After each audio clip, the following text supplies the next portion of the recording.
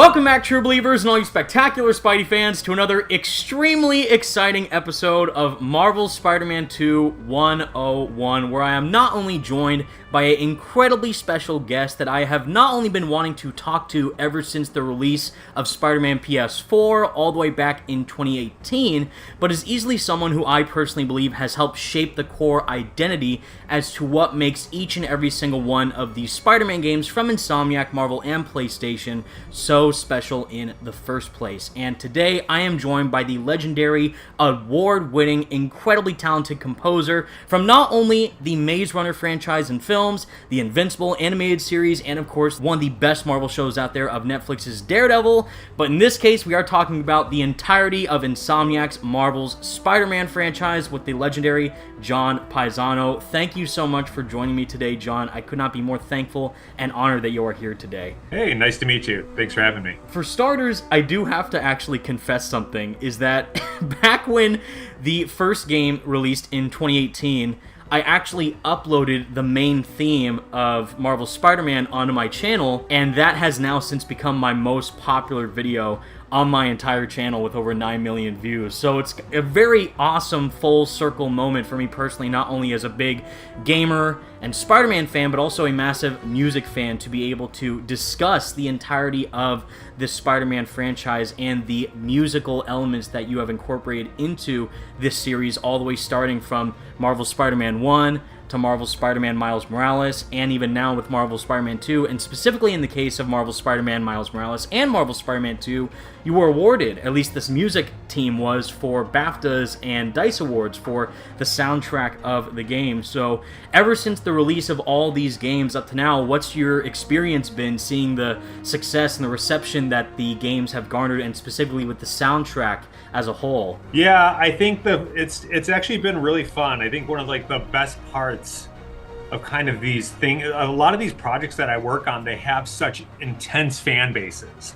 You know, whether it's like you said, like a Maze Runner, that's like a small but a very loud and dedicated fan base. And obviously with Daredevil and all the Marvel entities, Daredevil, Spider-Man, the Defenders, a lot of these projects that I work on, they come along with these fan bases that are really, really dedicated and very passionate about the projects, so it's kind of just been an amazing journey to be able to not only provide music for these projects, but also to be able to interact with these fan bases that are very diehard about every aspect of the project. Not only is it the actual finished product, but it's like all the things along the way that you get to kind of communicate, and obviously these days with social media and ways that you're able to communicate with the fan base, it's just been a lot of fun to kind of not only heap all the praise, but at the same time too,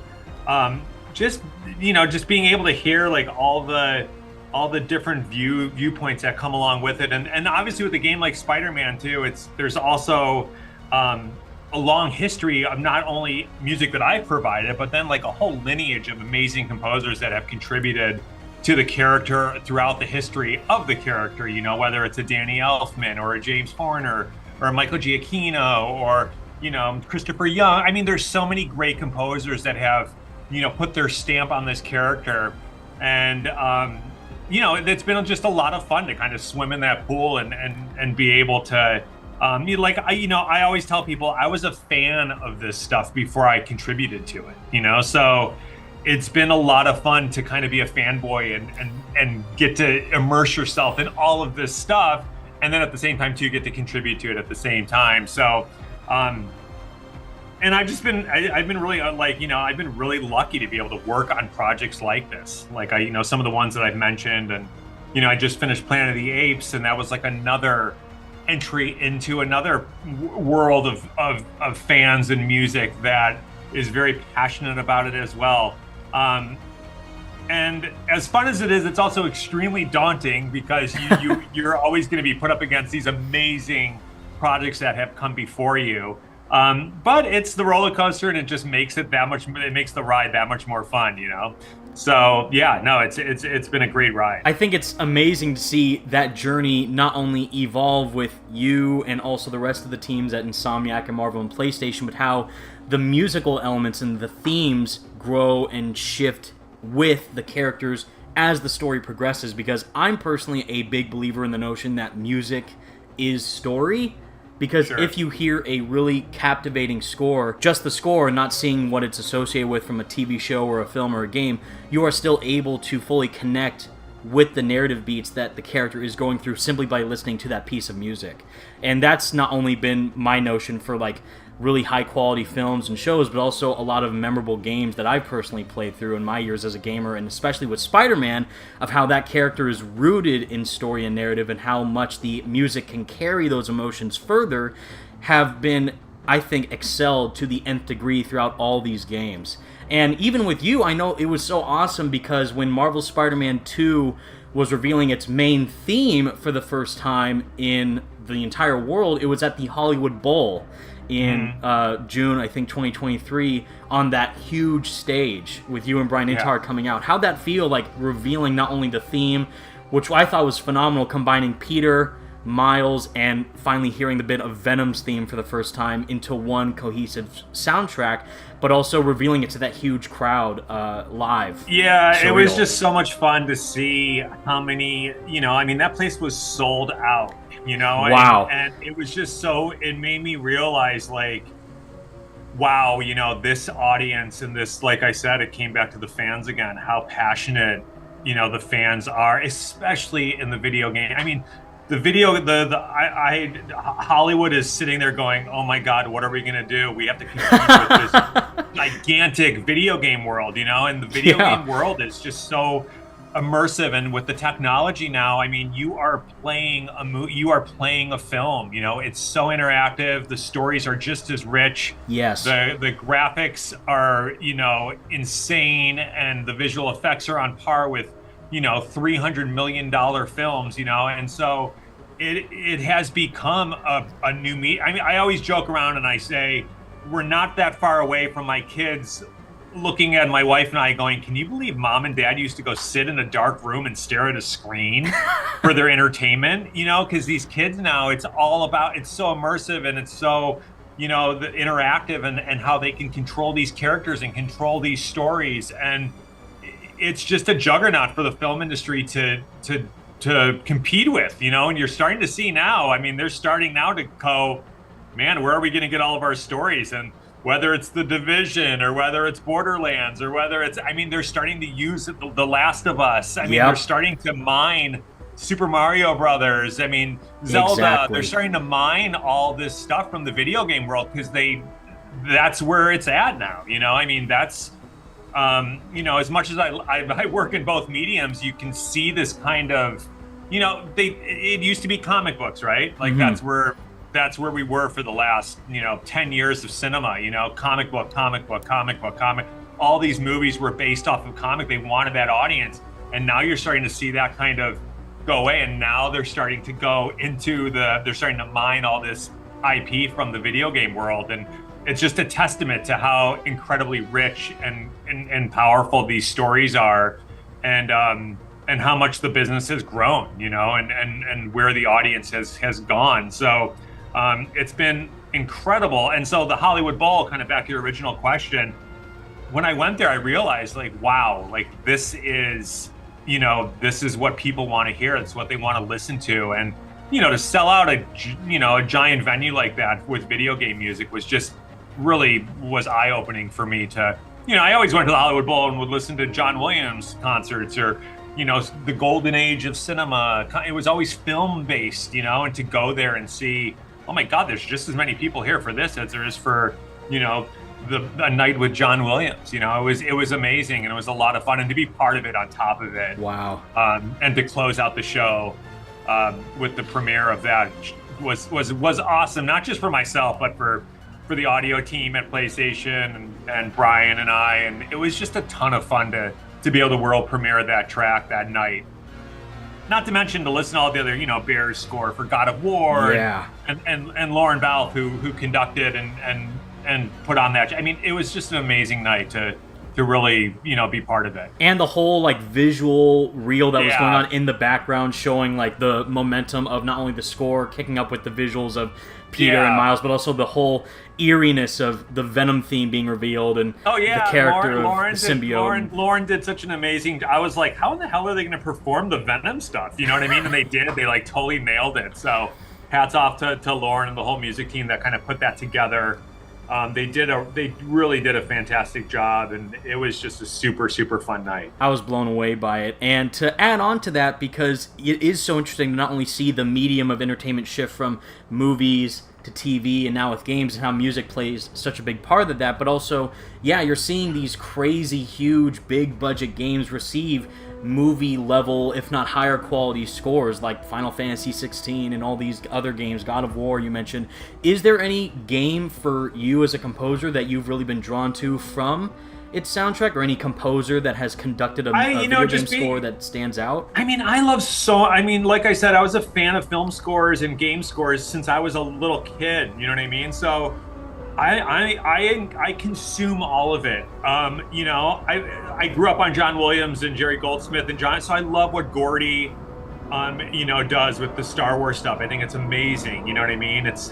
He just does such an amazing job of capturing what John developed for that game, and I love what Gustavo does in like The Last of Us, and like a totally different palette, but it's just so fun to hear all the different genres and all the different sounds that come out. And the other thing I just love about the video game world and the gaming world is that there's so much original content. There's so many new characters and new properties and new IP, and it's just not a regurgitation of just like, I think we've gotten to a point in Hollywood where we become so dependent on just, existing IP and reskinning it and re-showing it and reintroducing it to the audience. And there's an element of risk in Hollywood that I think is a little bit, I don't want to say they don't make any new IP, because they do, but there is an element of Hollywood where they try to mitigate risk when they put out properties. And I feel like the video game world, they're less cautious about that, and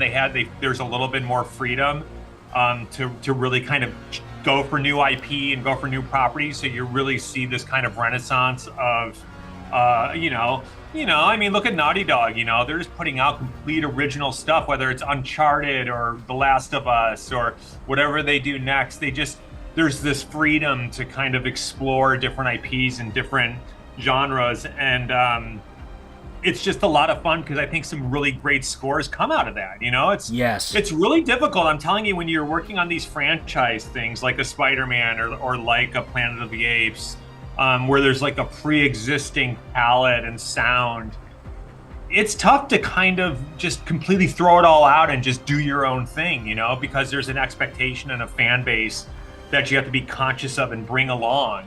It kind of is a funny story about Spider-Man. When the way I got involved with Spider-Man in the very beginning was because Brian and the team had a very different idea of what they wanted to do with Spider-Man, and they really enjoyed the work I did for Daredevil. They thought amazing. They really liked that it was a kind of a darker sound for Marvel. Yes. And that it was a very different thing. Marvel always had this very shiny, bright,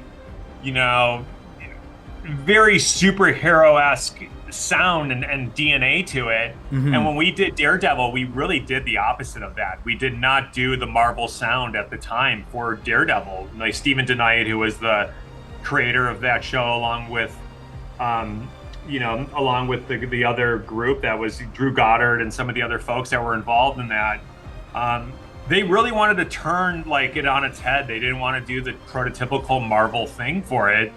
And we were lucky because the show had been over at Netflix at the time, and there was kind of this like shared creative vision for the property, because it was like a Marvel property, but it was licensed by Netflix and ABC. And this was before the merger and Disney and ABC and that whole thing. So we kind of were able to do our own thing for that show without being so overlooked by Marvel, And so awesome. We had a lot of creative freedom to really change that vibe. I mean, it was a very violent show. It was a very dark show, and the score was reflective of that at the same time. So we were able to really do something different with that show, and Brian just really liked it. He loved it, and so I got called in for a meeting for that game. And I hadn't done a ton of stuff. I mean, I had done Daredevil, obviously. I'd done some Maze Runner stuff, I think, stuff at the time. But I mean, I'm sure I wasn't the like top choice for them to use. But I went in the meeting and I had some ideas, and Brian and I really resonated, and we were kind of creatively on the same wavelength. So it was funny. I kind of got brought into Spider-Man to do something that was very anti-Spider-Man. It was, but and this is interesting. I mean, this is the trick. The thing with a character like Spider-Man is, like I said, it comes with such a long legacy of, it has such a huge history to it. 100%. And then when we got into it, we realized like, oh, the character is bigger than anything that Brian and I want to do with it. There was something, we had to honor what was there before us. You know, we couldn't just throw it all out and do our own thing with it.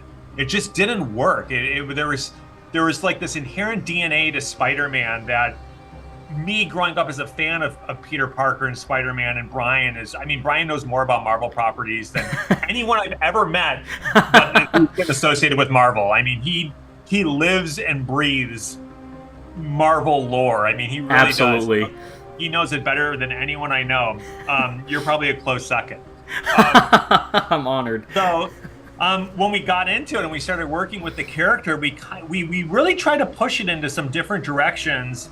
But we kind of kept getting like tugged back into this Peter Parker character, and us, like I said, both having so much respect for the fan base and having so much respect for the character, we thought it would be criminal if we didn't at least try to like steer it a little bit more back into that Marvel DNA, and we kind of ended up where we ended up. Right. And it's interesting how these projects, you know, it's, for me, for instance, I mean, other composers could have probably taken it to like a completely different place and been completely fine with it. But like I said, one of the, you know, I don't know if it is. Sometimes it's a plus, sometimes it's a minus. I'm such a fan of all this stuff, and I was such a fan of it all before I became a composer, that I always kind of end up steering things a little bit back to some of that nostalgia and some of that DNA that I loved myself as a fan, that I didn't want to see go away. And so, you know, whether, like I said, whether it's a Spider-Man or whether it's a Planet of the Apes or whether it's I always end up kind of wanting to give people a little bit of why they originally, if it's a successful project, right? I mean, Spider-Man's, it was wildly successful before I started working with it, and and Planet of the Apes, you know, was a wildly successful project. I mean, so I always end up kind of going, hey, if it ain't broke, you know, no need to fix it. We'll still do our own spin on it and still do our own thing, but I want to capture some of the magic that made the project what it was and why it's been in existence for so long. And I think you conveyed that perfectly throughout all three games so far. And one thing that stands out the most to me and what you were talking about is how the video game industry is such an evolving place, not only for the interactivity that people can get for these complex stories and really in-depth character analyses and amazing gameplay mechanics and graphics and the scores, but also what I think is the most phenomenal thing that you and the music team have done on these games, and you even mentioned it in one of the behind-the-scenes videos for the first game, is that would you want to go see a movie and watch Spider-Man or go play a game and be Spider-Man, is that you allow the player to be the composer. If you know what I mean, where you're swinging around the city and you're standing still, you're on a building or you're on a wall and you're just looking out throughout the cityscape, and it's just the sound and the hustle and bustle of the city. But right when you start swinging and start moving, the music kicks in.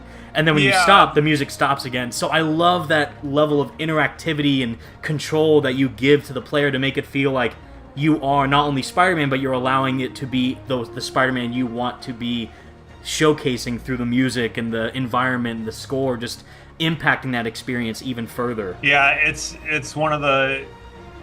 I've been very, very spoiled with the concept that I work with an incredible music team over at Sony. I mean, I've done the majority of my game work. I've done it with Sony PlayStation, and Scott Hanow and the guys that are, you know, the whole team over there that's implementing the music to the game does such a phenomenal job. And we've done a really, you know, from the very first game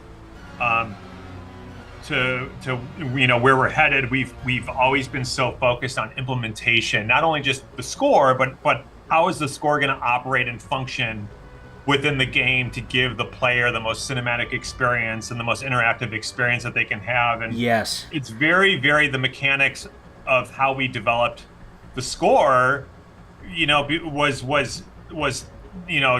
top and center of what we were going for. It was one of the most important aspects. Not only we have to write a great score, we have to come up with themes and mnemonics and different very identifiable things, but how can we write the score in a way that transfers to playability and how the listener or how the player is going to perceive the score. For sure. And Scott and those guys do such a great job of letting me be a film composer and a storyteller and not have to worry so much technically about how we're going to implement the score. They deal with that, so what happens is it allows me to really think of the score as like you were talking about, a storytelling aspect and themes and motifs and different mnemonics that we use, and then how they're all going to work and functions with each other as the players playing the game is left up to Scott and his team. And so with that kind of communication, it's been really, if I was writing the score, thinking of it from a technical aspect and how it wouldn't turn out the way it turns out. Absolutely. I kind of get to be an old school film composer where I'm just in my, studio being able to close my eyes and write a great theme for Peter instead of sitting there going like, oh, how am I going to fit it to this gameplay footage? You know what I mean? I don't have to, they just let me do it. And then I give it to them and then they come back to me and say, okay, well, we're trying to implement it this way. Like, is there a way we can, maybe shorten the theme? What does it sound like if it's 4 bars shorter? Or is there a way we can do some variations on it for this part of the gameplay? And so it allows us to really, because they do such a great job of letting me be the composer and being very, story driven and music centric and letting them deal with the technical side of it. And I think it makes for a really good match. I think that the final product for all 3 games speak for themselves of just how you hear the theme instantly for the first game, that's Peter's theme. You hear the theme for Miles at the main menu, that's Miles' theme. You hear, of course, not only the duality, which I love in these games, between the characters and the narrative beats for Harry and his theme, and then also the symbiote and its theme, and Peter wearing the black suit and that theme, and then the Venom theme, and how all these little moving parts have their own individual, highlight moments and the big differentiating factors between the two. When you're making a score for, a character as Venom, do you go in just say, okay, I'm going to make a Venom theme, this is what a Venom theme would sound like, or do you go and analyze the character first and the narrative beat of what's happening in the game's story to then try and formulate something that could be fitting for what this Venom is compared to, another version? Yeah, well, Brian, that's a good question. Brian does such a good job of loading me up with narrative and visual kind of, a very big visual palette, but also not just a visual palette, but also story. I mean, he's very story driven.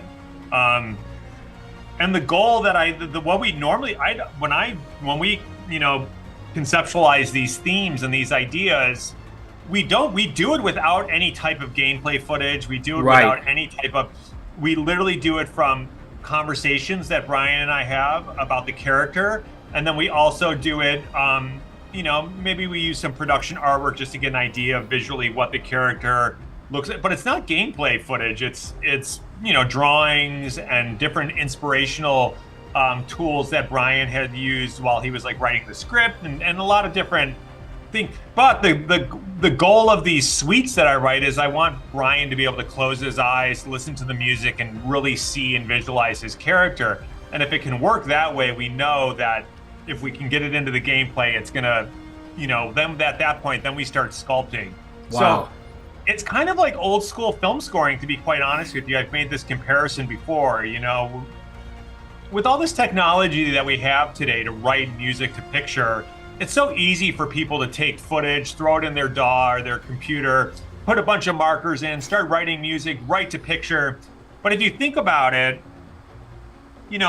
pre-1995, people didn't have that. You couldn't do that. Right. So all these great scores we think about, John Williams, all the John Williams scores, all the Jerry Goldsmith scores, those guys weren't writing to footage. They weren't writing to the picture. they were writing based off of the script, based off conversations with the director, maybe based off some production art.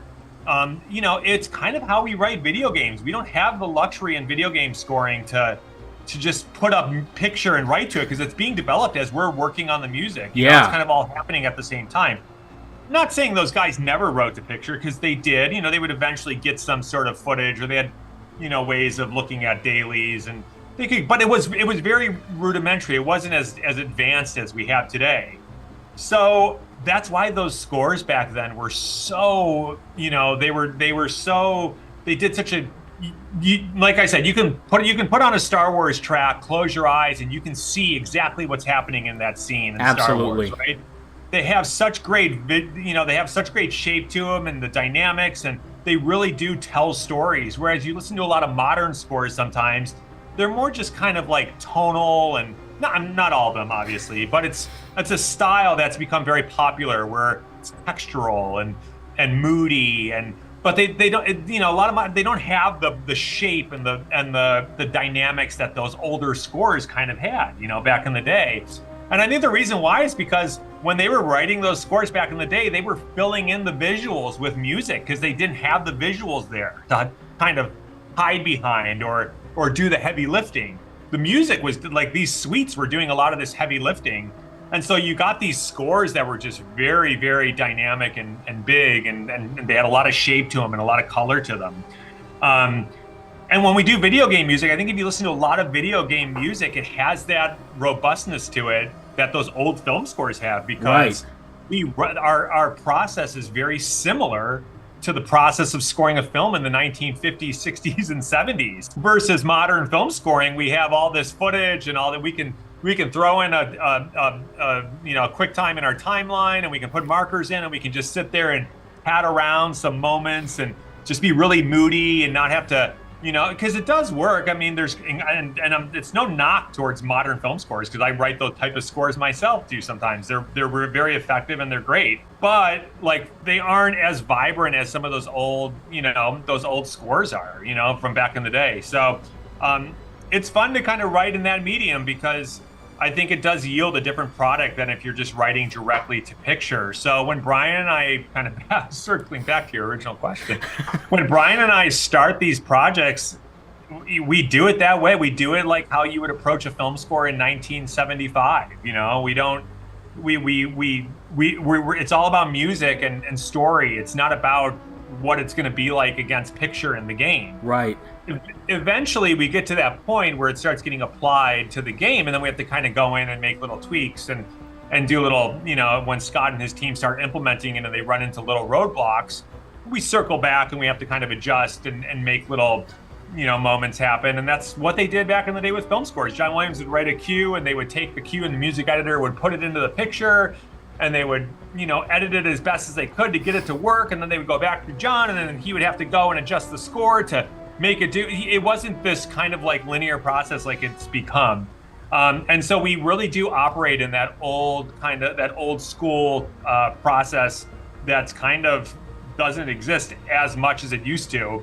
Wow. In the film world today. So I don't know if that answers your question completely, but it gives you kind of a broad idea of how we approach it. At least how I approach it. I mean, everyone's process is very, very different. Right. I mean, Bear might have a completely different way of how he approaches scores. That's just the way Scott and myself and the team that works on Spider-Man and Miles, and that's kind of how we work. That's the best analogy I can make to give you a comparison. And I think the best part of that is that there's so many different flavors in each soundtrack that really breathes new life into not only the character of Spider-Man, but also in a musical sense, where you get these really orchestral beats with Peter, and really energetic, actually like almost like hip-hop inspired track and 808 drum, kick drum type beats with Miles' score, and then really like eeriness and strings that go and attach to the symbiote and Venom's theme, and all these elements blend into one, I think, incredibly unforgettable experience that I think helps shape not only the identity of what these games are, but also the musical themes and the core DNA of what Spider-Man is. So I genuinely cannot thank you enough for all the work that you've done throughout all these years, and seeing how it started with Spider-Man 1, Miles 2, and then maybe down the line 3. I don't want to get into trouble or anything, but wherever that journey could go next, I cannot wait to see what you are going to be cooking up in the future. Yeah, no, I mean, we love, I was just talking with Brian the other day, and it's just so fun to work with not only Brian, but just that whole team, because they, like I said, they live in that world. I mean, they're just constantly developing and constantly, thinking of new ways of just, letting these characters just keep living. And they have no means of slowing down, without me getting too specific about anything. So, yeah, I mean, listen, Spider-Man was around way before Brian and I were part of it, so there's no way that it's just going to stop, Yeah, if any, I don't think Spider-Man fans should have no worries about them stopping with any type of, medium, whether it's film, whether it's animation, whether it's video games. And I'm sure there's going to be other things that pop up down the future that we aren't even thinking of right now with this character. He's just one of these characters that is just, it's also just such a classic American character, right? It's like Superman or Spider-Man or Iron Man. I mean, it's just such a, it's so part of this, this country's DNA, that it's just part of pop culture it's never going to go away, which I love. I love the fact that I've been able to, at least be a small part of the process. I think you're underselling yourself, if I'm being honest. You've been a massive part of the process, and honestly, the main tracks that stand out to me is At Last, which is the Venom and Kraven boss theme, which lives in my head rent-free, as well as A Second Chance, which is Harry's theme, and Symbiotic Relationship, which is the Black Suit theme, and of course, going up against the iconic da-da-da-da-da-da, Christopher Young, Spider-Man 3 that everyone, hums to death, but this one is honestly some of my most genuinely favorite piece of music I've ever heard in any form of media, and it just so happens to be in a Spider-Man game, which is even better. So, John, I genuinely, from the bottom of my heart, can't thank you enough for all of your work that you've done throughout all these years. I can't wait to see what you're making in the future, and I think I speak for everyone when I say that we can't thank you enough for pouring your heart and soul into all these games and for being such a core contributor for the Spider-Man character as a whole. No, I appreciate it. I mean, like I said, it wouldn't be worth anything if the fans and people didn't enjoy it. So that's, not only myself, I can speak for Brian and the whole team. I mean, that's the best part of these projects are finishing them and giving it to the fans. It's what we all live for, because we love, it's so fun just to see so many people get so much enjoyment out of it. And we watch the reaction videos, we watch all the stuff you put out and all the stuff, all the, the super fans put out on this stuff. So it's been like I said, it's been an amazing experience and just a ton of fun. And I'm just glad that we just get to keep on, working and churning this stuff out. And we will be there day one when you drop your next masterpiece. So thank you again, John, so much. Thank you all so much for watching. What's your personal favorite moment from any of John's incredible Spider-Man soundtracks? Let us know in the comments section down below. And until next time, stay spectacular, everyone. Peace out.